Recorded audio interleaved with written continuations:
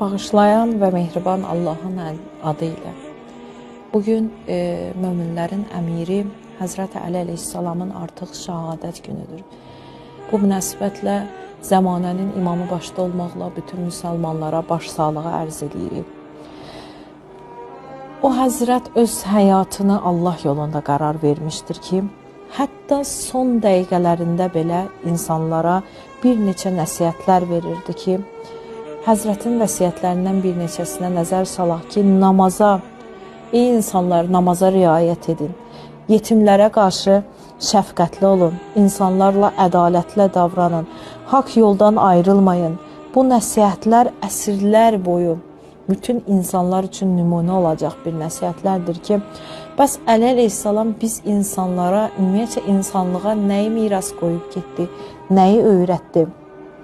Əli əleyhissalamın ən çox insanlığa, bəşəriyyətə təkid elədiyi ədalətli olmaq idi, mərhəmətli olmaq idi, namazlarımıza sahib çıxmağımızı istəməsi idi, haqq yolda sabit qədəm olmağımız idi və Əli əleyhissalam bütün insanlığa bunu öyrədir ki, daim haqqın yanında dayanmalıyıq, məzlumun yanında olmalıyıq, zalıma qarşı mübarizə aparmalıyıq ki, Əli əleyhissalamın həqiqətən də şəhadəti hüzn dolu olsa da, amma onun bizə qoyduğu miras, ədalət, mərhəmət, iman həqiqətən də bir İslam ümmətinə bir nurdur, bir mirasdır.